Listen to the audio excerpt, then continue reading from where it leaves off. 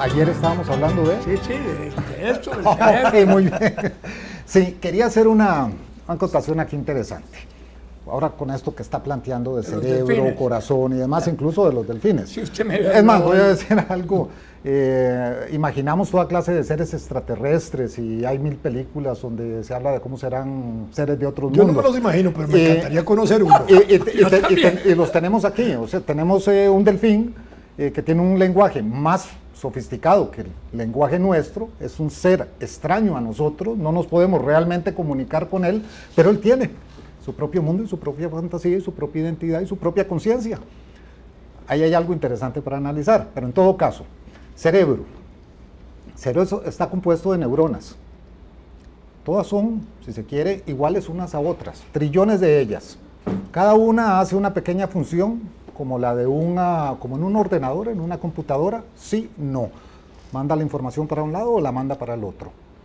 Que cuando se mueren las neuronas no se reponen.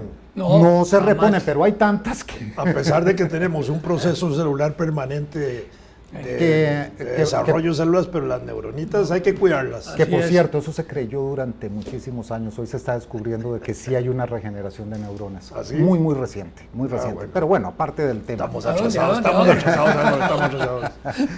Lo interesante es esto. Cada una de esas neuronas está conformando un conjunto, una parte del todo, y esas pequeñas decisiones que está tomando de sí y no, están conformando una conciencia que es la que me permite en este momento, por ejemplo, expresar una idea determinada. Cada una de esas neuronas no sabe qué está haciendo en conjunto, pero sin la participación de esa neurona no se podría lograr el conjunto final. Aquí es donde vemos una separación entre lo que es la conciencia conjunta final de lo que es el proceso particular que de alguna forma eléctricamente está ayudando o está haciendo el vehículo para permitir que esa conciencia se genere. Pero el desarrollo de esa conciencia es el resultado más bien de un proceso social que de un proceso individual. Si un ser humano, digamos, para ponerlo en términos extremos, nace, se abandona, por sí mismo crece, digamos, de alguna manera crece, no tendría el mismo nivel de conciencia, obviamente. Sería diferente. Es el proceso social, el proceso de la familia, el proceso de la escuela, el proceso de la colectividad, el que va de alguna manera a generar las posibilidades, no solo del desarrollo del pensamiento abstracto, sino de la toma de conciencia, para sí y de sí. Va a haber una conciencia, lo que sucede es que va a ser distinta. Bueno, si se como crió la de en los animales. Exactamente. Sí. Si se crió en la selva, posiblemente tendremos a Tarzán. No, con eso llegamos a la idea de que también los animales tienen su conciencia. Es correcto, es correcto. Igualmente, en las Ayer mismas discutíamos sociedades... eso, de los animales. No, es muy interesante eso, porque, digamos, hay gente que puede considerar que los animales no tienen nivel de conciencia, sí lo tienen. Claro que sí.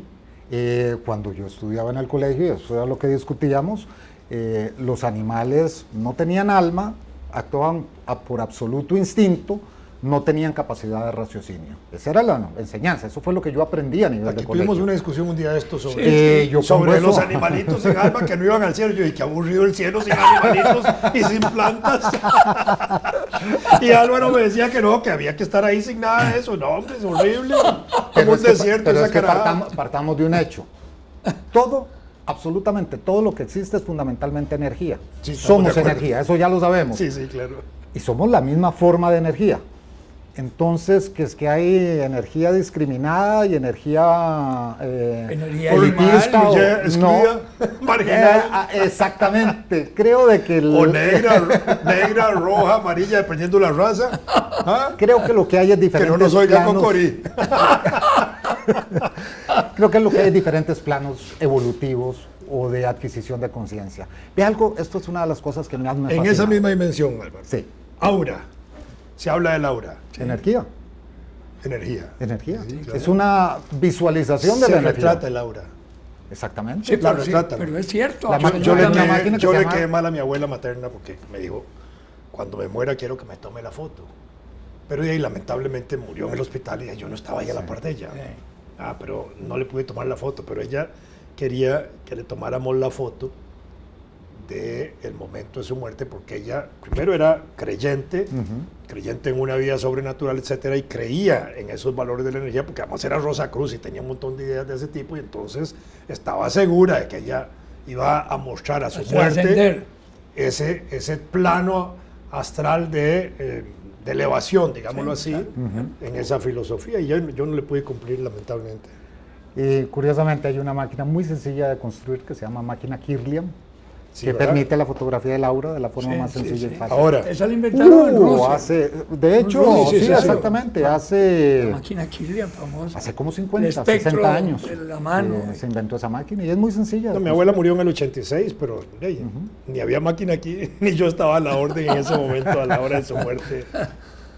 Una de las cosas realmente más lindas de poder visualizar, si se quiere, es cómo realmente hoy nos damos cuenta de que en un universo tan increíblemente vasto, cada uno de nosotros viene a ser una partícula tan insignificante, entre comillas, pero tan increíblemente insignificante que ni siquiera podemos dimensionalizar esa insignificancia. Es como pensar también pero, de la misma manera... dentro de esa insignificancia tiene una importancia vital dentro de pero no solo eso, es más o menos el equivalente a que, digamos, la Tierra hoy, la Tierra como planeta, equivaldría más o menos a un granito de arena, a un granito de arena de la playa de Punta Arenas. Sí. Dentro de nuestra galaxia. Y no consideremos el resto de las galaxias. No, estamos de acuerdo. Pero vea lo más increíble de esto. Pero vea lo más increíble de esto. Y va en relación a algo que usted mencionó anteriormente, el desarrollo de esa conciencia, de la capacidad de utilizar el 100% de nuestro cerebro. Nuestra imaginación, que es una manifestación de la conciencia, abarca todo ese universo y lo puede visualizar y lo puede dimensionalizar y lo puede intentar comprender y explicar siendo algo insignificante, pero que tiene el poder para realmente visualizar creaciones muchísimo. Imaginativas. Es decir, pero en la imaginación está el poder, que decía Albert Einstein. La imaginación es y siempre será más importante que el conocimiento. Primero hay que imaginar para poder llevar a cabo. Entonces, de verdad que la imaginación, esta conciencia, y si se quiere, veanlo de una forma interesante, solo en la imaginación se cumplen las leyes más básicas de la física. El tiempo no existe ni el espacio existe. La imaginación mueve los elementos como quiera moverlos. Y los acomoda como quiera acomodarlos. Claro. Las mismas condiciones básicas de la física más básica se dan precisamente en la imaginación, que es el reflejo directo de la conciencia. Hay áreas del cerebro, pregunta, que todavía estén, digamos, digamos que todos los días se estudia el cerebro, hay que entenderlo así, todos los días. Pero digamos, hay áreas del cerebro que todavía tengan como lados oscuros donde no se ha profundizado mucho en las funciones que controlan, que llegan. Desde el aprendizaje, como lo de tenemos esta hoy en perspectiva día. que estamos hablando nosotros. Yo diría porque hoy que sabemos, digamos, que un lóbulo maneja la mitad del cuerpo, el otro la otra mitad, que la parte frontal del cerebro tiene aspectos importantes relacionados con lenguaje y otras cosas, los parietales por otro lado.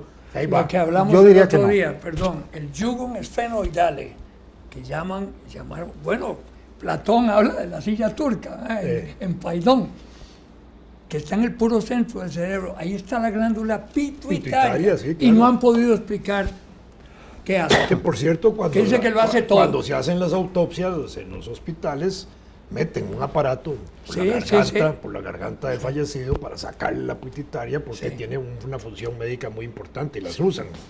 No sabía yo eso. Sí, cómo no. Yo eso lo voy a hacer en el San Juan de Dios. Yo no sé si lo siguen haciendo. Y después lo he visto hacer en ¿Pero peces. la sacan viva? ¿Cómo es? No, muerta ya, para procesamiento. Bueno. Bueno, qué raro, por eso me dejaste... En autopsias. Staggered, como dicen en los autopsias gringos. he visto eso. Y después lo voy a hacer en peces en la Luisiana. Ajá. Entonces, el pez viene lo traen completo, obligan a que los pescados que se sacan del mar los traigan completos. Hay un agente del Departamento de Salud y de Pesca y todo eso, y ellos mismos con unas pistolas especiales sacan esas glándulas, que yo creo que aquí no se hace eso. Sí, no. Bueno, Con lo que mencionaba del cerebro, precisamente, si hay algo interesante es que el cerebro es un proceso de crecimiento evolutivo que viene de lo más básico, del cerebelo, creo que, es que se le llama. Que está en la parte de atrás. Si lo podemos relacionar de una forma fácil, tenemos de que el cerebro fundamentalmente es un gigantesco disco duro. Todo lo que ha sucedido evolutivamente en el universo hasta el momento de hoy está almacenado ahí. Sí, sí, claro. Está almacenado esa información que nos ha ido formando.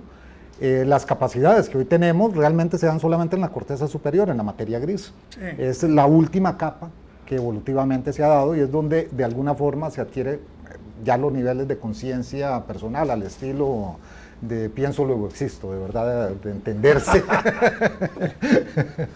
Que es tal vez lo que todavía Medio no totalmente sí. claro. El problema es que los que hay de los que existen sin pensar. Ese es el parte más grave que hay. Son como zombies vivientes que andan por ahí. A veces andan en las esferas políticas. mucho. Demasiados. Tengo un hijo, el menor, cuando tenía 1 año y medio, sufrió un accidente terrible porque andábamos viendo una casa y se nos cayó del 2º piso. Y en una caída libre se fracturó la cabeza, una fractura de 40 centímetros en los 2 lados y al centro. La cabeza se le hizo así como un ayotote, ¿verdad? Pero no tuvo una fractura de huesos ni de nada. Es una cosa increíble. Por supuesto lo llevamos al hospital de niños, ahí lo atendieron y todo. No le podían poner casco, pues un bebé no se le puede poner casco en esas dimensiones. Pasó ahí con la cabeza hinchada horrible un tiempo. Pero en su infancia logró desarrollar algo que pocas personas hacen, que es trabajar con los 2 lóbulos del cerebro.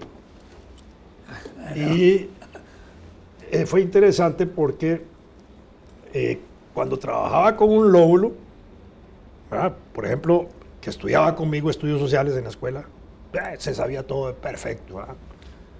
Llegaba a un examen al día siguiente y trabajaba con el otro lóbulo y se le olvidaba todo. Y con el otro lóbulo manejaba la ciencia o la matemática o lo que fuera. Los zurdos y los Y entonces, derechos. no, pero eso fue interesante Sí, porque sí, una claro. maestra detectó que él, en realidad, él lo que venía trabajando era con los 2 lóbulos, ¿verdad? Y entonces lo fue orientando y corrigiendo y potenciándolo, y verdaderamente lo potenció mucho, y es un carajillo muy inteligente. Pero logró durante prácticamente su escuela trabajar con los 2 lóbulos y lo potenciaba de maravilla. Y yo digo, ¿por qué nosotros no tratamos de desarrollar esa capacidad? Porque al final de cuentas el proceso educativo, los médicos, los científicos deberían meterse en la posibilidad de desarrollar. Yo creo que sí al la máximo tenemos, los lo que lóbulos. pasa es que no nos terminamos de dar cuenta de ello. Uno de los lóbulos es intuitivo y el otro es racional. Uno es emocional, el otro racional, así de simple. Sí, así es. En el mundo de los negocios hoy en día, en los negocios duros, las decisiones más importantes se toman con la emoción y después se justifican con la razón. Se están usando realmente los 2 lóbulos. La decisión primaria es emotiva y después la voy a racionalizar, la voy a justificar. Se acaba de comprar el último Mercedes-Benz, $78,000. ¿Por qué te compraste un carro tan caro? Ah, no, el precio de reventa, la seguridad que me le brinda a mi familia, la durabilidad del vehículo, la ingeniería, realmente es un carro construido para sentir. No hay que echarle aire a las llantas exactamente. Nunca. Mentira, lo compró porque quería andar en un Mercedes y que lo vieran en un Mercedes. Seamos honestos, ¿no?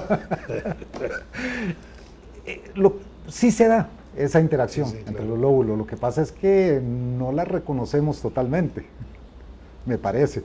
Sí, bueno, pero lo interesante sería tener esa capacidad de poner a funcionar no solo los dos lóbulos, sino trabajar con uno más cuando uno quiere y trabajar con el otro más en lo que cada lóbulo tiene de particularidad en el funcionamiento del cuerpo humano. Sí.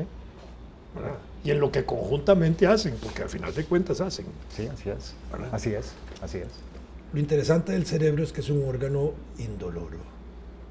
Sí, No tiene hablábamos dolor. de la película. No tiene que- dolor. sí.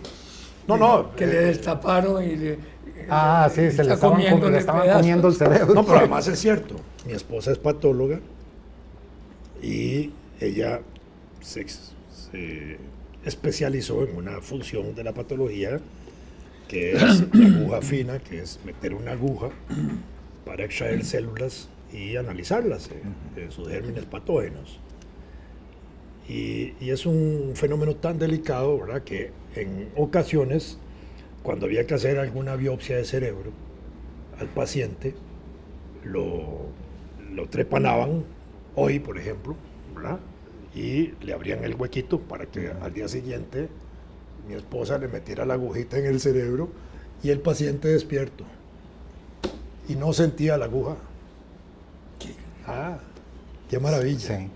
Y por supuesto, aquello guiado con aparatos para que la aguja llegara donde tenía que llegar. No, Pero claro. es una cosa impresionante donde hemos llegado nosotros. Pero ahí, digamos, a mí lo que me sorprendía era que el cerebro no tuviera dolor. Es que a uno le cuesta mucho pensar, si uno una agujita, ¿verdad?, que para sacarle sangre uno pega un grito. Ahora que le metan una aguja en el cerebro y uno no lo siente. Sobre todo visto de que es el cerebro el que interpreta el dolor Sí, en claro. todo el resto del cuerpo. Es el que determina esto debe doler o no debe doler. De Entonces, acuerdo a un el problema estímulo, de la- pero no se puede interpretar a sí mismo. Pero donde yo iba es entonces que el problema de la conciencia es que no duele a veces. La toma de conciencia, no es así. Por eso es que hay alguna gente cínica. Sí. Ah, Sí. entonces están actuando sin el dolor de la conciencia, sin el dolor que puede producir. Eso que decir de un agujerito, ahora destapan. Sí, claro. Ya no es un agujerito, destapan y ven las diferentes zonas, que es la zona de Broca, que es las diferentes. No, pero incluso cuando la gente se lleva golpes en la cabeza, que se les hacen hematomas ahí, a Sí, veces sí. abren fácilmente Sí, para claro. sacar sangre y evitar un daño mayor. Exactamente, Sí, claro. para evitar una hemorragia, Sí, pero que es fatal, ¿no? Pero es interesante esto. Volviendo a lo que mencionaron hace un rato, usted no llegó a ese punto del libro, donde cuando habla de los animales, y allá usted tiene a su mascota, la que ya se le murió, que usted quiso mucho, cuando pasa a la otra vida, se encuentra posiblemente, si se la quiere encontrar, a su No, pero mascota no más quiere. querida. El otro día Y dijo está que con no, usted por el otro lado. que él allá se va también. solo. Claro, en un nivel diferente, sigue siendo una mascota, sigue siendo un perrito, un poquito más inteligente. Pero entonces esas filosofías religiosas de reencarnación, ¿cómo calzan No en eso? realmente aplican, no realmente aplican. Hay un proceso evolutivo que no requiere verdaderamente de una reencarnación como tal.